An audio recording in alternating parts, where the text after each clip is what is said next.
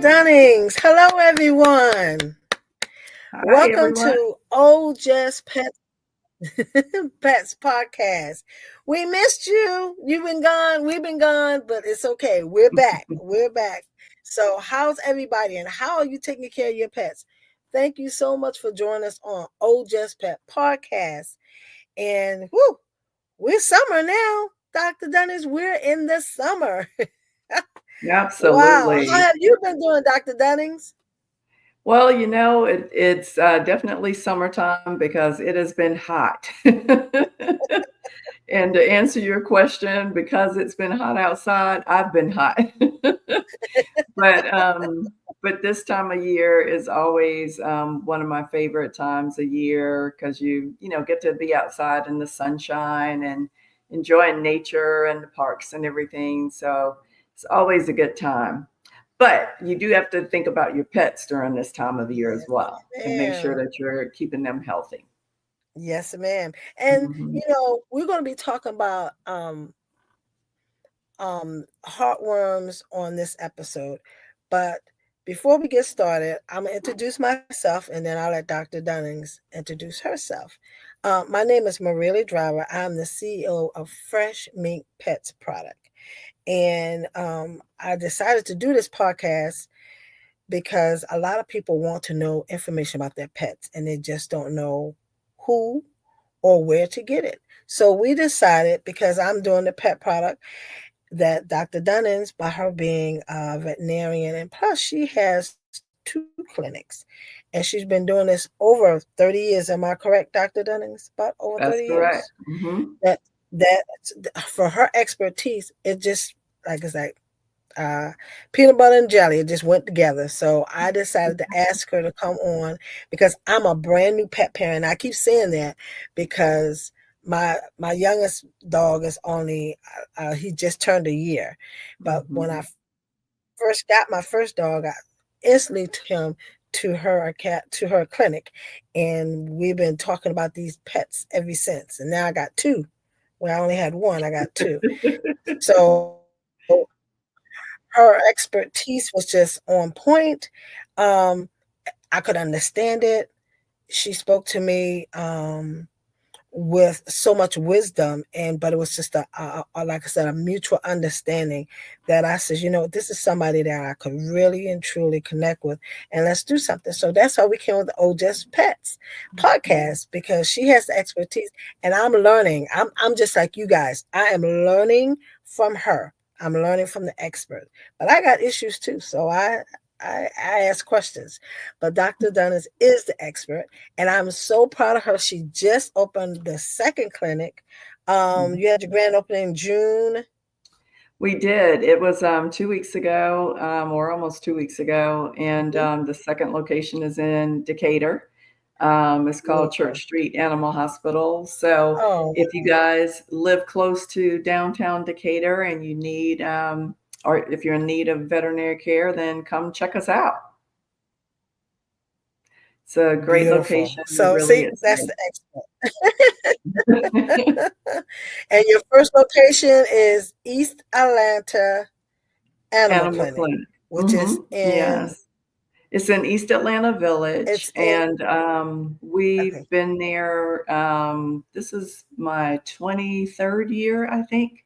Yeah, Wow. 23rd year of operations there, and we've grown a lot over the years in terms of the number of staff, and we just love taking care of pets in the community, but we also have been fortunate enough to also take care of pets who live in the downtown, midtown, East Point, College Park area, because we're pretty conveniently located to quite a few neighborhoods in the metro area. So yeah, it's been a lot of fun, and anything we can do to help people understand how to take care of their pets, it's always a direction that I want to move in. See, you learn it from the expert. So, Dr. Dunnings, I'm going to allow you to introduce yourself because they hear me saying Dr. Dunnings, but you can introduce yourself. And we're going to start talking about the matter of subject for this episode. Mm-hmm. Yes, so I'm Dr. Andrea Dunnings. I have been practicing at my current location for, like I said, about 23 years. But to Maria's point, I've been in practice overall about 30 years and a little more than 30 years, actually. And I've been fortunate enough to practice in several different parts of Metro Atlanta. Um, but one thing that I think is really important for people to understand is, regardless of where you live, there are some things that you need to know about pet care because it's pretty universal. And heartworm disease is one of those conditions that really has a profound effect on pets. And you know, some people think that because their pet is primarily indoors, that they don't have to worry about heartworm disease. But that's a big misunderstanding, and I'd love to educate everyone this evening on the importance of understanding heartworm disease, what it can do in the dog system, and then also, more importantly, how to prevent it because it is preventable. And you just need to be armed with the right information to make sure that you're doing the best that you can for your pet. So, So, Dr. Dunnings, I have one question. uh-huh. How is heart, and this is my question that just came as I'm listening to you. How do pets get how do they get heartworm? Is it Hmm. something they eat? Is it something goes annual? How I don't know. I've been always Hmm. wondering about where does these worms come from? So Is it the food? you are not alone in wondering how pets pick this up. Um, when we ask a lot of people at the practice, a lot of times they think that dogs get it through through the stool, through sniffing another dog's stool, and Yes, that's um, right. it's it's a good guess, but it's not correct because heartworms are Oh, actually transmitted by mosquitoes. And one thing that we no have way. here in the South is an abundance of mosquitoes. And it used to be, back when I first started practicing, that heartworm disease was primarily prevalent in the warmer states of the US because mosquitoes, are typically found in hot, humid areas, right? And so if you lived in the northern regions of the state, like, Seattle, Washington, or North Dakota, or something like that, a lot of times you didn't have to worry about heartworm disease. But because people are moving and traveling with their pets so much more now, because the Mhm. climate has been changing, over the past 10 years, 15 years or so, and then you have not international, but national events that also can impact the way that mosquitoes are able to live in different climates. Um, that has really caused the widespread um, scenario of people starting to see heartworm disease in parts of the state that parts of the US, I'm sorry, that previously might not have had that as an issue before. When I first started working downtown, and this was right after the Olympics. So we have the big Hartsfield Jackson Airport, and Atlanta had gotten on the map hosting the Olympics in '96. And so Mhm. more and more people started moving down here from northern states.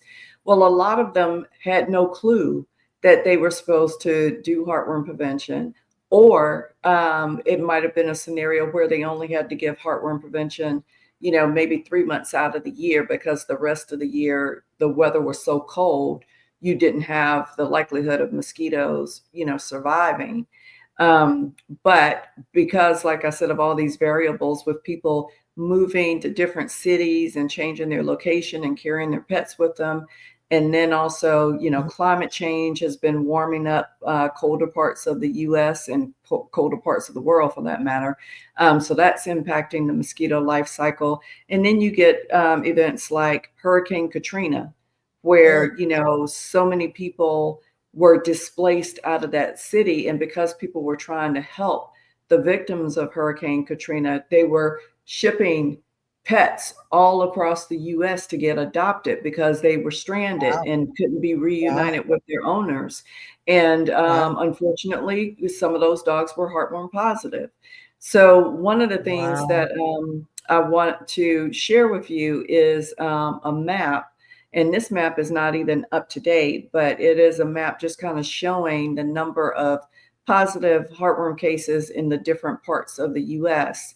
And I just want it to bring some awareness to everyone that regardless of where you're living, when you move with your pet, you really need to contact your vet or a vet in that area that's close to you and find out what diseases are common in that particular state or that particular city, so that you know what you need to look out for your pet. And if something is preventable, then by all means using whatever products you can to prevent the disease from Hmm. affecting your pet.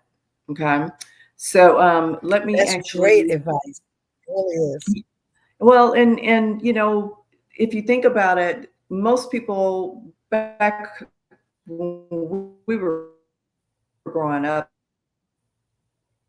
I don't know about you, but when I was growing up, when somebody came over and fed the pet, and took care of it for us, or you might leave it at the clinic for someone to take care of it for you. But nowadays, people are getting on planes with their pets. They're taking their pets in the car with them Hmm. because they don't want to be, Yes. they don't want to be, Hmm. 2 days without their little four-legged family member. So all of that has become, very impactful. And pets are more international now than ever. Sometimes I look at where they're going and I'm like, oh, I wish I could go with you. But let me share this one map with you so that you can see what I'm talking about in terms of the disease state. Is it okay for me to take over Okay. the screen? Yes. Okay. So this Get up is now. there is a group called the American Heartworm Wow. Society, and as it says up here, they were established in 1974, and it has been around ever since then. And the whole purpose of the society is to educate pet owners, but also to help veterinarians know the best ways to try to treat heartworm disease and to prevent it. And if you look at the map of the United States, it's color coded, and it shows you the average number of cases of heartworm positive pets that are being reported, you know, um, Wow. per clinic that's a part of the study. And Mm. this is where we are, and you see all the orange and the red and then the dark red and then the brick red. It just goes to show Mm. you, That's horrible. yes, it's very prevalent in the southeastern states. However, it is also up in the New England area. It's in the Midwest and Chicago and Michigan and Illinois, and then spreading out into all these areas here across the West Coast, even as far up as, Seattle and everything. So there are very few states, if you really look at it, that are not, excuse me, there are very few states that are not Bless you. impacted. As a matter of fact, every single state is impacted by heartworm, the presence of heartworm disease. But there are a few that it's not as widespread within the state as it is, like over here in the southeast. And this map was actually Mm. last updated in 2022. So, we're three Yeah. years I see away that. Hmm. from an update with this. And it just goes to show you it could be scary things by the time you get a fresh map in terms of how much more intensely red the states are becoming with positive heartworm cases. So, you Yes. know, again, it's all about tonight's session is all about educating people on heartworm disease and how we can prevent it. I do have this video that I want to go ahead and play for you that walks you through exactly Yes. how the Okay. mosquitoes are transmitted. So let me play that for Wow. you. And this is actually um, available on the clinic website. And Okay. Now, which clinic? Both clinics yes, it is or East available on Atlanta? both East Atlanta and Church Okay. Street. Heartworm disease in dogs. Yeah, Heartworm play. disease in dogs is the result of an infection by a worm, Dirofilaria immutus. Heartworm infection is acquired by dogs after an infected mosquito takes a blood meal from the dog.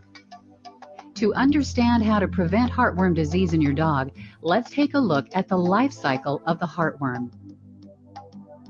The life cycle of the heartworm begins when a mosquito feeds on a heartworm-infected animal and ingests an immature, microscopic stage of the heartworm called microfilaria. Once inside the mosquito, the microfilaria develop into infective larvae within 1 to 4 weeks, depending on external temperatures. When the mosquito takes its next blood meal from a susceptible host, such as your dog, the infected larvae are deposited into the skin surrounding the bite. The infected larvae grow into the dog's skin for up to Wow. 2 weeks before migrating through the animal's body in the bloodstream. After about 2 months, the larvae arrive in the pulmonary artery, where they will complete their maturation to adult worms in the following 3 months. Once in the pulmonary artery, the young adult worms Oh, mature. Adult female heartworms can grow to 12 inches in length. Mature worms will mate and produce offspring known as microfilaria that are released into the circulation. The microfilaria circulate throughout the body, waiting to be taken up by the biting mosquito. The entire process, from the initial mosquito bite to the adult female worms producing microfilaria, requires between 6 and 7 months, depending on environmental wow. temperature.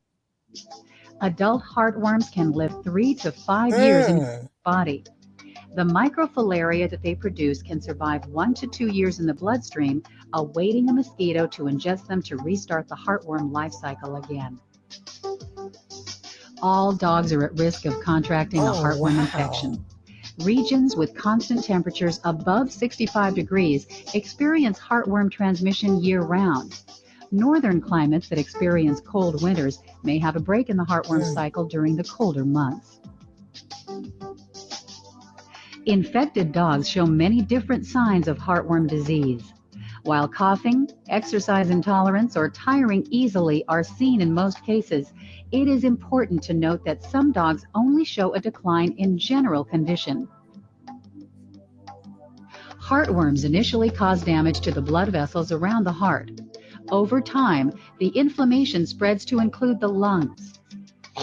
The lung inflammation produces the classic cough and breathing difficulties that are associated with heartworm disease. Left untreated, the worm burden multiplies and the worms begin to move into the chambers of the heart, impairing function. If the infection still goes untreated, the ever-growing population of worms begins to migrate toward the liver, with acute death typically happening shortly thereafter. Heartworm infection creates a tremendous stimulation to the dog's immune system, resulting in a profound inflammatory response throughout the body. In the majority of cases, heartworm disease that is untreated will result in a dog's early death. Diagnosis of heartworm infection involves a simple blood test. The blood test commonly used, called an antigen test, detects small pieces of the female worm's body. If the antigen test is positive, then further testing needs to be done to determine the extent of the heartworm infection. Additional tests used to stage the disease include a blood test to check for the presence of microfilaria, chest x-rays, and an ultrasound of the heart. Based on the results of the physical examination and these diagnostic tests, Your veterinarian will determine a plan for treating the heartworm infection. Safe treatment of a heartworm infection is done in phases. The goal of the first treatment phase is to kill the adult heartworms. The only licensed, effective treatment for heartworm infection is an injectable drug administered only by your veterinarian. Treatment for heartworm infection is not without risk. The injection can cause serious adverse reactions, which your veterinarian will discuss with you prior to initiating therapy. The dog's immune system destroys and eliminates the dead adult worms. This process of destruction creates a tremendous amount of inflammation in your dog's body. Your veterinarian will advise you to confine and strictly control the movement of your dog for several weeks after treatment. As this is a dangerous time for your dog, it will be critical to completely follow all instructions given by your veterinarian. As the adult worms are being treated, your dog needs to be started on medication to kill the circulating microfilaria as well. Eliminating the microfilaria is important so that your dog does not act as a reservoir to continue the spread of the heartworm. To avoid this risky treatment, protection is the best medicine. The main goal is to avoid this potentially fatal disease altogether. During your pet's wellness exams, your veterinarian will discuss a heartworm preventive medication that will be best for your dog. Available in tablet, chewable, or topical forms that are given every 30 days, today's heartworm preventives are affordable, safe, and effective. For convenience, some of the heartworm preventive medications are combined with drugs that prevent and control infections by intestinal parasites, fleas, and ticks. Ask your veterinarian about which preventive is best for your pet. Prevention of heartworm disease, not treatment, is always the goal for protecting our canine friends.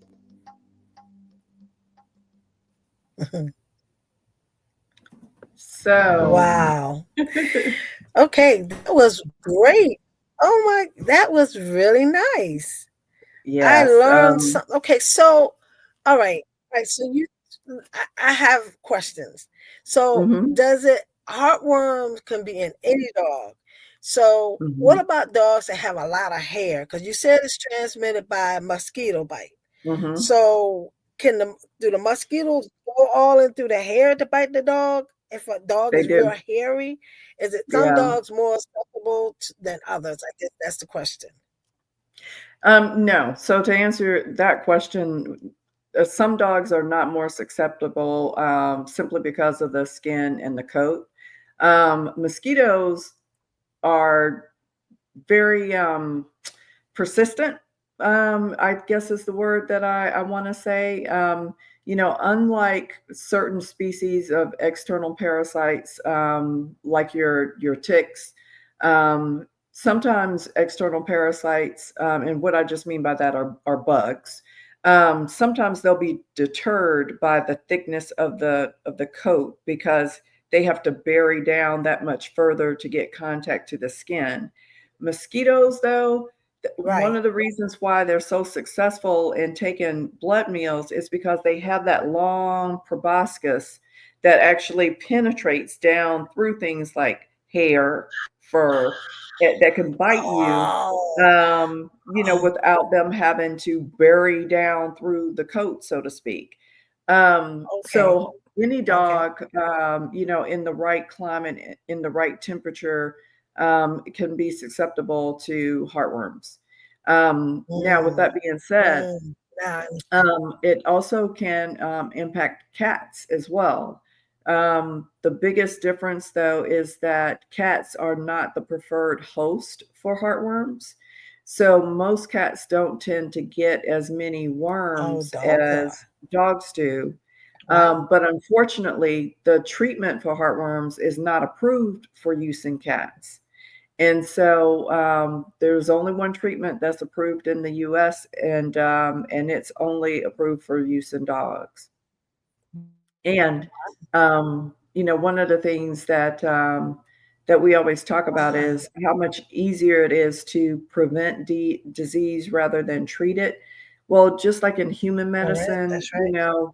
if you take care of yourself, then the number of trips you take to the doctor are typically a lot fewer.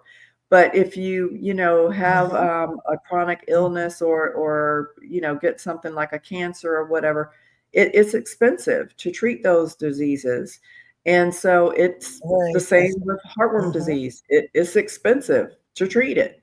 So when you weigh the cost Mm-hmm. of, a six-pack of medication that you give the dog orally once a month or put on their coat once a month to prevent Mm-hmm. the mosquito from transmitting Mm-hmm. heartworm disease, That's right. it's worth every dollar compared to the thousands of dollars that you would pay to get the pet treated if they become heartworm Alternative. positive. Yes. hmm Yes. Yeah. Mm-hmm. So, and Wow. I again, learned. no, go ahead. No. I just first of all, mm, me not knowing that it actually comes from mosquito bites. That's quite hmm interesting to me. I don't know where I thought heartworm came from because you talk about the heart, hmm but who would have thought, me personally, who would have ever thought that it came from a mosquito bite? And hmm that's so, it's mosquitoes are just nasty. Not even disrespectful, they're nasty. Because for humans, we can get the West Nile virus. So, hmm they got a couple of choices. They got, okay, we can't get the dog, then we go over and get the human. Right, So that is just exactly. ridiculous. That's just nasty all the way around. They But can I would carry never so thought many different that came from diseases. them. I don't know where I thought hmm it came from. Yeah. But Mhm. to be Yes, they fair, do. they are just acting as the Wow. transporter because they originally pick it up from a dog who's already positive. So, at this point, the likelihood of us being able um, to reverse the establishment and the spread of heartworm disease, we're too late for that. Because heartworm Okay. disease is already out there. There are already pets out there who are positive. Hmm. But all the more important for everyone who has a pet to have their pet on heartworm prevention year round. Because here in Georgia, I mean, it could be 60 degrees in December. And, for those people who Wow. typically are not used to treating their pet, but only a few times a year, well, with things like climate change, Hmm. if it's warm in February, then the pet needs to be getting heartworm disease prevention in February. So, yeah, education about this Hmm. disease is really But important. you suggest once Say you that again? suggest one pill every month, once a month, right? It's for the whole Correct. year, correct? Correct. So the oral and topical medications, and there are a few that last a little bit longer, but most of the oral and topical medications only last for 30 days. Now, there are some Oh, injections. ProHeart, for example, is an injection that can be given to a dog. There's a 6-month one, so one shot will last 6 months. And then there's a 12-month one so one shot will last for 12 okay, months. So for those people who don't okay. remember things like the monthly dose, or they travel a lot and they're not always Mhm. home, something Yes, like the ProHeart might sound work a like little me. bit better. Or there is a Okay. medication called Brevecto that lasts for 3 months in a pet. And so, Okay. just being mindful of what your schedule is and knowing, how you are with remembering things might help you to pick a Hmm. medication that actually will work the best. And that's a discussion you can have with your vet. Exactly. Mhm. Hmm.